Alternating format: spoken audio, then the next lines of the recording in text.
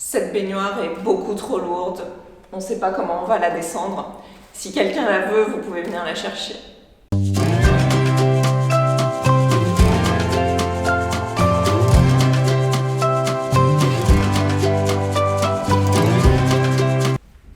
Aujourd'hui, c'est un jour un peu spécial. Ça fait 4 semaines qu'on a récupéré les clés de l'appartement. On a terminé la démolition. Je peux pas dire vraiment terminé parce qu'il y a toujours de la démolition à faire, mais globalement, la phase de démolition où on fait que casser des choses, c'est fini. Et aujourd'hui, pour la première fois, on va pouvoir commencer la reconstruction. Alors, notre reconstruction pour débuter, ça va être plus de démolition parce qu'on va commencer à faire les saignées pour faire passer nos câbles électriques.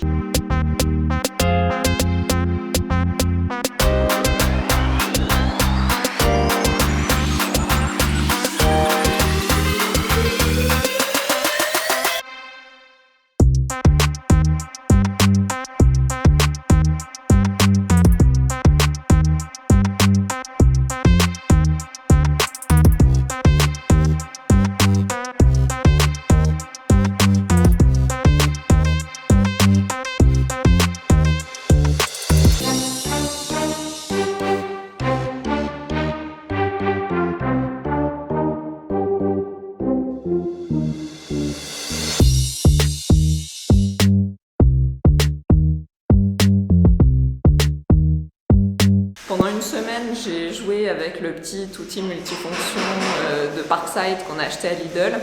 Et franchement, c'est top pour un petit gabarit comme moi qui n'a pas trop de muscles dans les bras, pour aller au plafond, pour tous les endroits un peu inaccessibles. Franchement, c'est pas mal.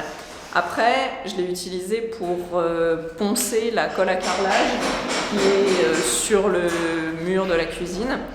Et donc l'embout, c'est celui-là.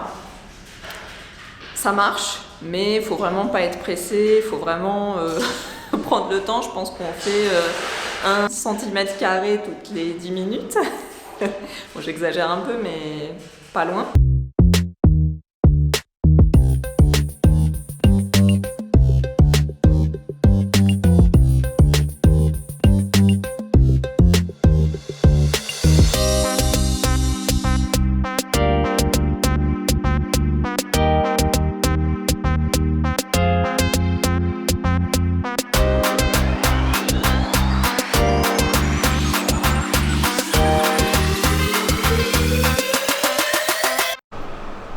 C'est abusé la quantité de poussière générée juste par le ponçage de la colle à carrelage.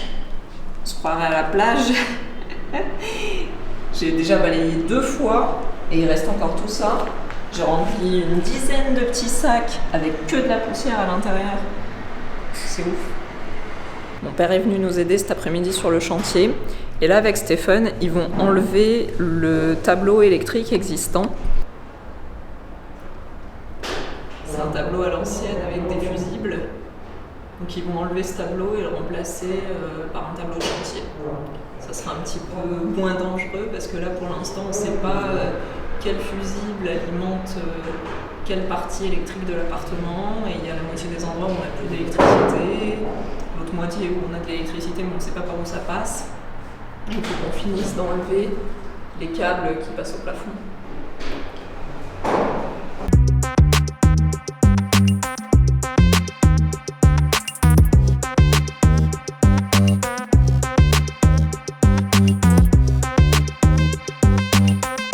On va enfin pouvoir couler la chape légère. On s'est un petit peu avancé sur le travail. Hier, j'ai passé un primaire d'accroche sur tous les endroits où on avait fait des saignées. Le primaire d'accroche, ça sert à favoriser l'accrochage de la chape qu'on va couler, la chape légère, sur le support existant, pour nous la dalle béton. Le primaire, il sèche en quelques heures, mais il fallait qu'on attende 24 heures parce qu'à l'endroit des anciennes cloisons, il y a des poutres métalliques sur lesquelles on a mis de l'anti-rouille, et ça, il fallait attendre 24 heures de séchage.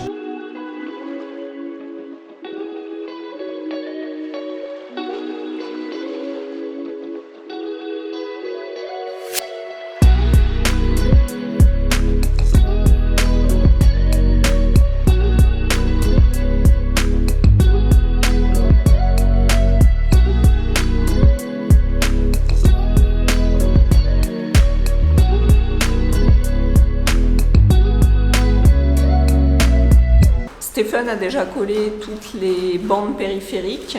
On a utilisé ça, Tramiband. En fait, c'est des bandes qui servent normalement à poser sous le rail quand on monte les cloisons en placo. Sauf que dans aucun Leroy Merlin près de chez nous, ils avaient les bandes qui servent justement à faire l'isolation périphérique du sol. Du coup, on nous a recommandé d'utiliser ça. On va voir ce que ça donne.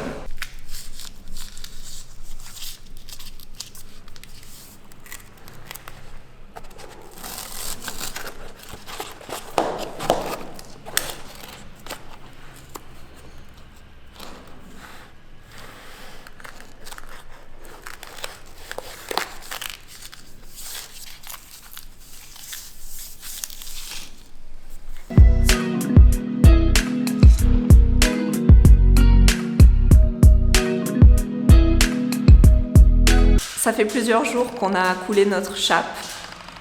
Ce qu'on a choisi, c'est une chape légère avec des petites billes de polystyrène à l'intérieur. On l'a acheté chez Point P. C'est la marque Edilteco qui fait ça et le produit s'appelle XX. C'est des sacs qui sont assez lourds, qui font 35 kg chacun, 70 litres. Alors nous, on n'a pas de bétonnière. Tout le monde nous dit « mais comment vous avez fait sans bétonnière ?»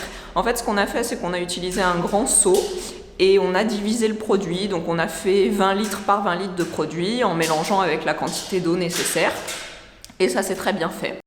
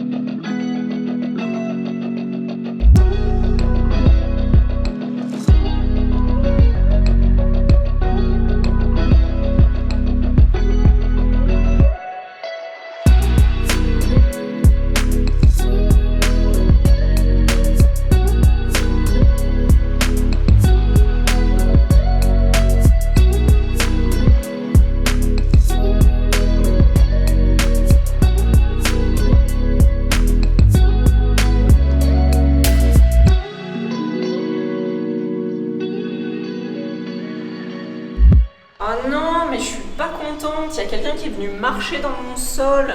Il y a une trace de talon ici. Tu vois ?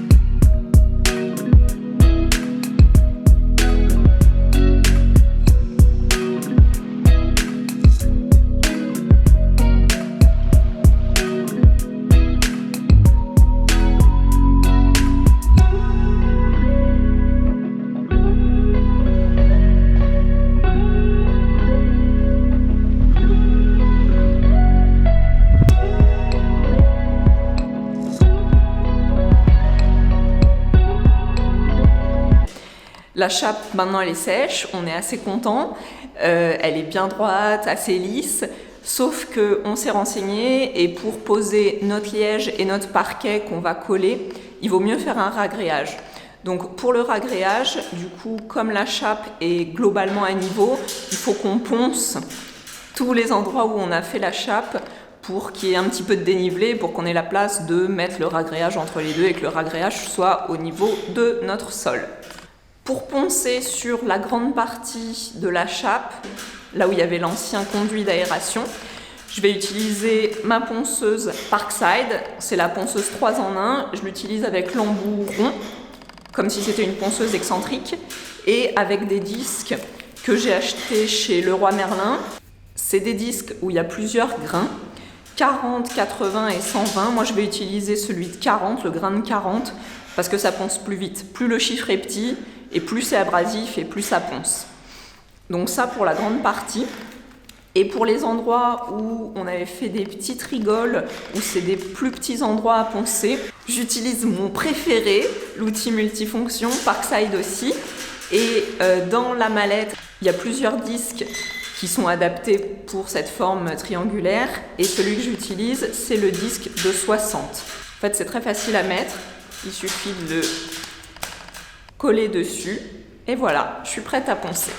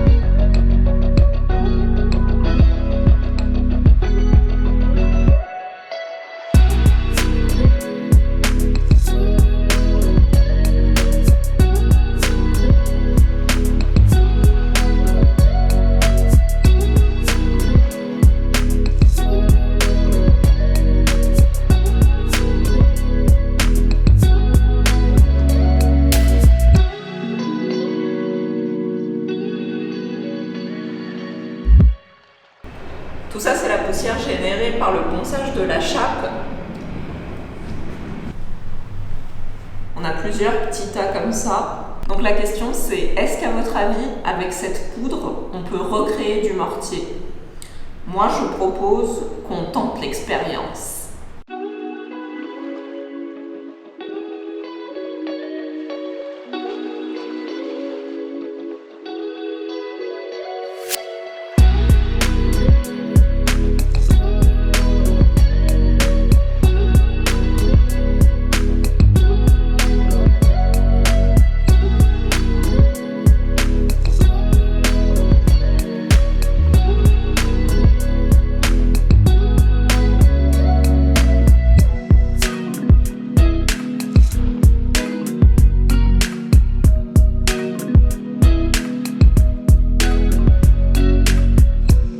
On est 2 jours plus tard, on va voir ce que l'expérience a donné.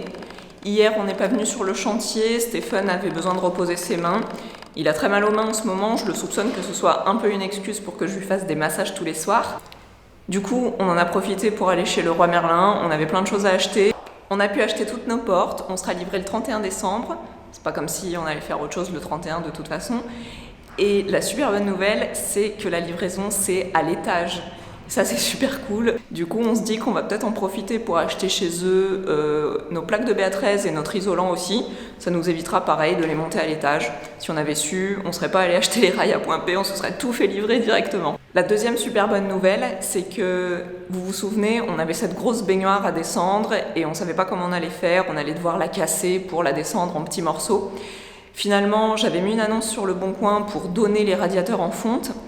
Et par chance, la personne qui est venue récupérer les radiateurs, elle a vu la baignoire dans l'appartement, elle a aussi voulu la prendre, donc c'était top. Il nous a aussi pris la chaudière et des tuyaux en métal qu'on n'allait pas utiliser et qu'on allait devoir jeter.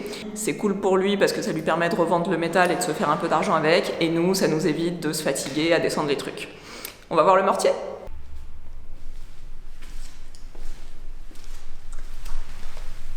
Alors, voyons voir. Franchement, ça a l'air vraiment pas trop mal. Il est bien dur.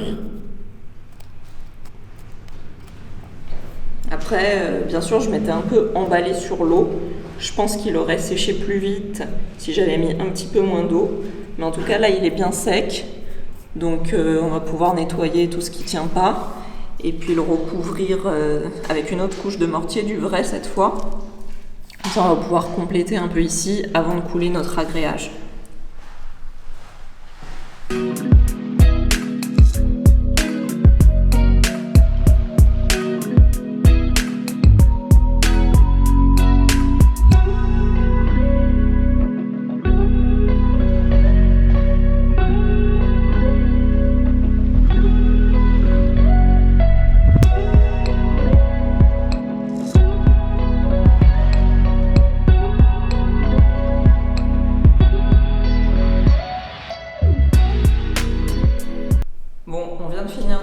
Le ragréage, ça a l'air bien dans le noir, mais en fait faut pas trop regarder de près, c'est pas foufou. Je sais pas pourquoi, on a utilisé le même ragréage que la dernière fois quand on a fait la petite marche de la cuisine. On a utilisé la même quantité d'eau, on a tout fait pareil, et pourtant celui-là il était hyper pâteux, alors que d'habitude c'est hyper joli, c'est apaisant en fait, il s'écoule partout où il y a des choses à remplir. Là on a dû un peu le travailler à la spatule, c'était pas facile. Du coup, je sais pas ce que ça va donner, on va le laisser sécher ce soir et puis on verra ça demain matin à la lumière du jour. Aujourd'hui c'est dimanche, donc on rentre à la maison, on va regarder le tout dernier épisode à vie de la Maison France 5. Bisous!